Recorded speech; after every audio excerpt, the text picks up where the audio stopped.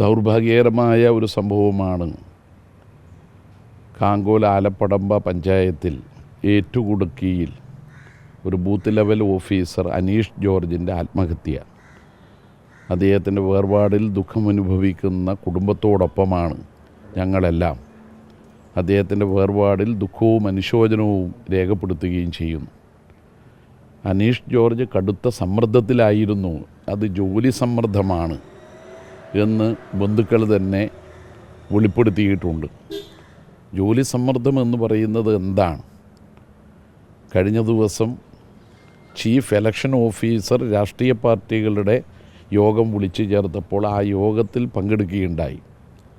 ആ യോഗത്തിൽ BJP ഉൾപ്പെടെയുള്ള എല്ലാ രാഷ്ട്രീയ പാർട്ടികളും പറഞ്ഞ ഒരു കാര്യമാണ്, തദ്ദേശ തെരഞ്ഞെടുപ്പ് കഴിഞ്ഞതിന് ശേഷം നമുക്ക് SIR കേരളത്തിൽ നടപ്പാക്കാമെന്നാണ്. SIRനോട് യോജിപ്പില്ലാത്ത രാഷ്ട്രീയ പാർട്ടിയുടെ പ്രതീതിയാണ് ഞാൻ. SIR പൗരത്വ രജിസ്റ്റർ വളഞ്ഞ വഴിയിലൂടെ നടപ്പാക്കാനുള്ള നീക്കത്തിൻ്റെ ഭാഗമാണ്. പക്ഷേ SIRുമായി മുന്നോട്ട് പോവുകയാണ് ഇലക്ഷൻ കമ്മീഷൻ. ബീഹാറിൽ 65 ലക്ഷം വോട്ടർമാരെ വെട്ടിമാറ്റിയതുപോലെ ഹരിയാനയിൽ 25 ലക്ഷം വോട്ടർമാരുടെ പേര് പട്ടികയിൽ നിന്ന് നീക്കം ചെയ്തതുപോലെ കേരളത്തിലും ന്യൂനപക്ഷ വിഭാഗത്തിൽപ്പെട്ടവരും ദളിത് വിഭാഗത്തിൽപ്പെട്ടവരുമായ വോട്ടർമാരെ വെട്ടിമാറ്റാനുള്ള നീക്കമാണെന്നറിയാം. അതിനോട് ശക്തമായ വിയോജിപ്പുണ്ട്. അത് നിയമപരമായ പോരാട്ടമേ ഇനി വഴിയുള്ളൂ.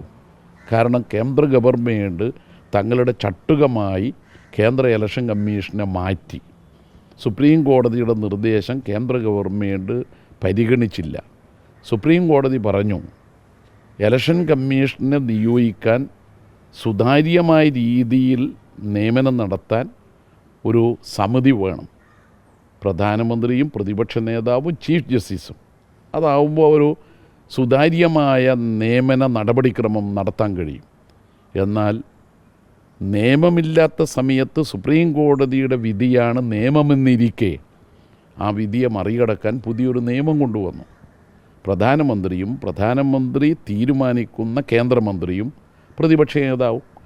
അങ്ങനെയാണ് ഇപ്പോഴത്തെ ഇലക്ഷൻ കമ്മീഷൻ നിയോഗിക്കപ്പെട്ടത്. പിന്നെ BJP സർക്കാർ പറയുന്നതേ അദ്ദേഹം ചെയ്യുള്ളൂ.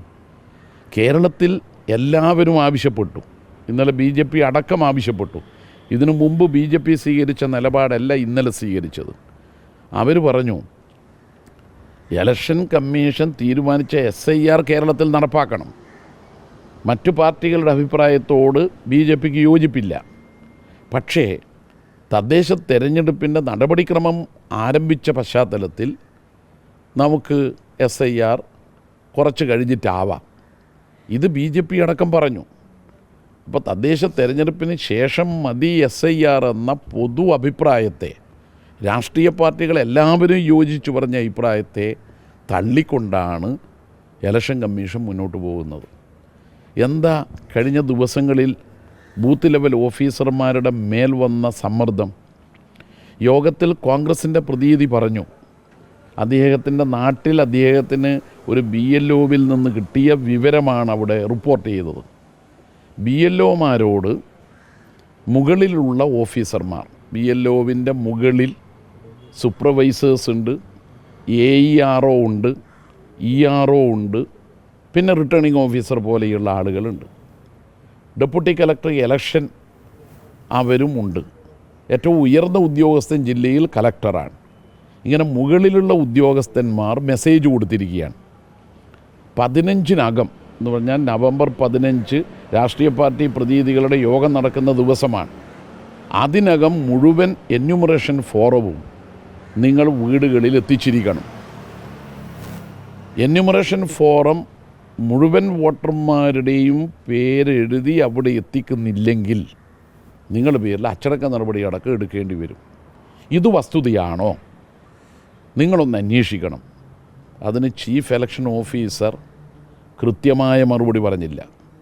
ഞാൻ വർക്കലയിലെ BLOന് കിട്ടിയിട്ടുള്ള മെസ്സേജിൻ്റെ കാര്യം ചൂണ്ടിക്കാട്ടിക്കൊണ്ട് ഞാനും ആ കാര്യം വിശദീകരിക്കുകയുണ്ടായി. ഇങ്ങനെ നിരവധി BLOമാരുടെ മേൽ കടുത്ത സമ്മർദ്ദമുണ്ട്. അത് മേലുദ്യോഗസ്ഥന്മാർ തനതായി തീരുമാനിച്ചതല്ല. കേന്ദ്ര ഇലക്ഷൻ കമ്മീഷൻ തന്നെ കൊടുത്തിട്ടുള്ള തിട്ടൂരമാണ്. അതുകൊണ്ടാണ് ഇത്ര വലിയ സമ്മർദ്ദമുണ്ടായത്. 2 ജോലി ഒരാൾ ചെയ്യേണ്ടി വരുന്നു.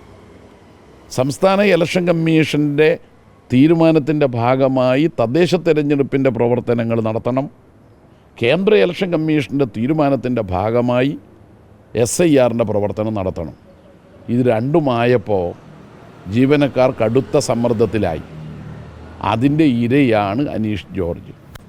അതുകൊണ്ട് തന്നെ ഇത്തരം ഒരു അധ്യാപകൻ്റെ ദാരുണമായ മരണം മനസ്സിലാക്കിയിട്ടെങ്കിലും സംസ്ഥാനത്തെ ചീഫ് ഇലക്ഷൻ ഓഫീസർ തദ്ദേശ തെരഞ്ഞെടുപ്പ് കഴിഞ്ഞതിന് ശേഷം നിങ്ങളിവിടെ SIR നടപ്പാക്കുക എന്നതിലേക്ക് പോകണം. ഫോറം പൂരിപ്പിക്കുന്നതിന് പോലും പല സംശയങ്ങളും ആളുകളിലുണ്ട്. 4 or 5 ഭാഗങ്ങളുണ്ട് ആ ഫോറത്തിൽ. അതിൻ്റെ 4ാം ഭാഗത്ത് ഒരു ചോദ്യമുണ്ട്. മുകളിൽ വിവരിച്ചവരിൽ ആരെങ്കിലും മുമ്പ് SIR നടപ്പാക്കിയ സമയത്ത് വോട്ടർ പട്ടികയിൽ പേരുണ്ടോ? ഉണ്ടെങ്കിൽ അതിൻ്റെ വിശദാംശം. അത് എവിടുന്ന് കൊടുക്കാനാണ്? അവിടെ യോഗത്തിൽ പങ്കെടുത്തിട്ടുള്ള കേരള കോൺഗ്രസ് എംപിൻ്റെ പ്രതിനിധി പറഞ്ഞു, സ്റ്റീഫൻ ജോർജ്, ഞാൻ മുമ്പ് താമസിച്ചത് 2002 മുമ്പ് താമസിച്ചത് മറ്റൊരു സ്ഥലത്താണ്, ഇപ്പോൾ താമസിക്കുന്നത് വേറെ സ്ഥലത്താണ്. കഴിഞ്ഞ 25 കൊല്ലത്തിനിടയിൽ ഞാൻ നിരവധി വോട്ട് ഇപ്പോൾ താമസിക്കുന്ന സ്ഥലത്ത് നിന്ന് ചെയ്തിട്ടുണ്ട്. എനിക്ക് അവിടെയുള്ള വോട്ട്, ആ പട്ടിക, അതിലുള്ള സീരിയൽ നമ്പർ അറിയില്ല. ഞാൻ എങ്ങനെ ഇത് പൂരിപ്പിക്കും? Election commission മറുപടിയില്ല. ഇങ്ങനെയുള്ള എത്രയോ വോട്ടർമാരുണ്ട്. അപ്പോൾ ഇപ്പോൾ തന്നെ ആശയക്കുഴപ്പത്തിലാണ് ഇത് എന്ന് തിരിച്ചറിയുന്ന ജനങ്ങൾ പറയുന്നത് മനസ്സിലാക്കിക്കൊണ്ട് ബൂത്ത് ലെവൽ ഓഫീസർമാർക്ക് മറ്റൊന്ന് ഈ സംശയം ദൂരീകരിക്കാൻ കഴിയുന്നില്ല. ഞങ്ങൾ ഇന്നലെ പറഞ്ഞ കാര്യം ഇലക്ഷൻ കമ്മീഷൻ്റെ ഭാഗമായി അദ്ദേഹം അംഗീകരിച്ചു. ഞങ്ങൾ പറഞ്ഞതെന്താ? നിങ്ങൾ ബൂത്ത് ലെവൽ ഓഫീസർമാർക്ക് ഒരു ശില്പശാല നടത്തണം, കാര്യങ്ങൾ പറഞ്ഞു കൊടുക്കണം, എന്യൂമറേഷൻ ഫോറം പൂരിപ്പിക്കേണ്ട വിധം. അത് അദ്ദേഹം അംഗീകരിച്ചു. അത് വേണമെങ്കിൽ ഒരു ശില്പശാല നടത്താമെന്ന് പറഞ്ഞു. ഞങ്ങൾ നേരിടുന്ന പ്രശ്നം എന്താ? രാഷ്ട്രീയ പാർട്ടികൾ നേരിടുന്ന പ്രശ്നം എന്താ? BLAമാർ കൂടെ പോകണം. BLAമാർ കൂടെ പോകേണ്ട സമയത്ത് തദ്ദേശ തെരഞ്ഞെടുപ്പാണ്. അവരിൽ ചിലർ സ്ഥാനാർത്ഥികളാണ്, ചിലർ സ്ക്വാഡിൽ പ്രവർത്തിക്കേണ്ടവരാണ്. അവരെങ്ങനെ ഈ കൃത്യം നിർവഹിക്കാൻ കൂടെ പോകാൻ കഴിയും?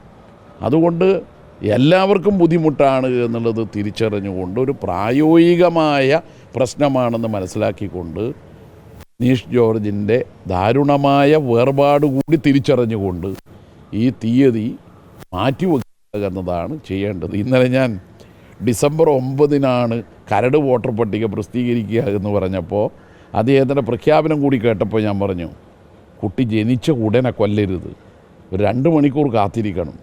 ചിരിച്ചുപോയി. ഞാൻ ഉദ്ദേശിച്ചത് എന്താ? SIR നിങ്ങളിവിടെ നടപ്പാക്കുമ്പോൾ തദ്ദേശ തെരഞ്ഞെടുപ്പ് നടക്കുന്ന ദിവസം, 7 ജില്ലകളിലെ തെരഞ്ഞെടുപ്പ് നടക്കുന്ന ദിവസം ആ പട്ടിക പ്രസിദ്ധീകരിക്കുന്നതെങ്കിലും മാറ്റിക്കൂടെ?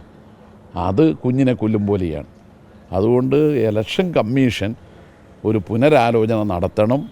ഞങ്ങൾ നിയമപരമായിട്ടുള്ള പോരാട്ടവും നടത്തുന്നുണ്ട്. ഒപ്പം ഞങ്ങളുടെ പാർട്ടി പ്രവർത്തകന്മാരോട് ഞങ്ങൾ പറയുന്നത്, അർഹതപ്പെട്ട എല്ലാ വോട്ടർമാരുടെയും എന്യൂമറേഷൻ ഫോറം പൂരിപ്പിച്ചു കൊടുക്കുന്നതിന് വീടുകളിൽ പോയി പ്രവർത്തിക്കുകയും വേണം. ഈ ഉദ്യോഗസ്ഥന്മാർക്ക് മാത്രമല്ല, ഇലക്ഷൻ കമ്മീഷനും SIRൽ വ്യക്തതയില്ല എന്നാണ് ഇപ്പോൾ തെളിഞ്ഞു വരുന്നത്. അല്ല, അത് കൃത്യമായി ഇന്നലത്തെ യോഗത്തിൽ മനസ്സിലായല്ലോ. അദ്ദേഹത്തോട് ഈ അവിടെ ഒരു 3 മിനിറ്റ് നേരമുള്ള ഡെമോ ഒരു വീഡിയോ കാണിക്കുകയുണ്ടായി.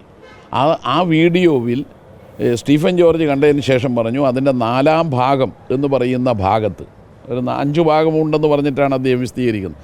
4ാം ഭാഗത്ത് ഈ ബന്ധു എന്ന് പറയുന്നത് ആരാണ്?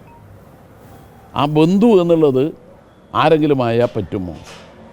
അപ്പോൾ ബന്ധു അച്ഛനും അമ്മയുമാണോ? അച്ഛനും അമ്മയും ഇല്ലാത്ത ഒരാൾക്ക് ഭാര്യ ബന്ധുവായിട്ട് പരിഗണിക്കുമോ? ആരാണ് എന്നുള്ളത് അദ്ദേഹം ഉറപ്പിച്ച് പറയുന്നില്ല. അതുകൊണ്ട് ഇത് ഒരു വ്യക്തതയോടുകൂടി നടത്തേണ്ട ഒരു കാര്യം. ഇതെല്ലാം ഇങ്ങനെ എഴുതാനും ഫോറം പൂരിപ്പിക്കാനും ഒക്കെ പറയുമ്പോൾ ബീഹാറിൽ 65 ലക്ഷം വോട്ടല്ലേ വെട്ടിക്കളഞ്ഞത്. അപ്പോൾ അവരുടെ ലക്ഷ്യം എന്താ? വോട്ട് വെട്ടലാണ്. അതുകൊണ്ട് നിങ്ങൾ എങ്ങനെ പൂരിപ്പിച്ചാലും തിരക്കേടില്ല എന്നുള്ളതാണ് അവരുടെ ആശയം. അതുകൊണ്ട് വോട്ട് വെട്ടാൻ വേണ്ടിയാണ് ഈ നീക്കം എന്നുള്ളത് ധൃതി പിടിച്ച് കേരളത്തിൽ നടപ്പാക്കുക വഴി തെളിയുന്നുണ്ട്.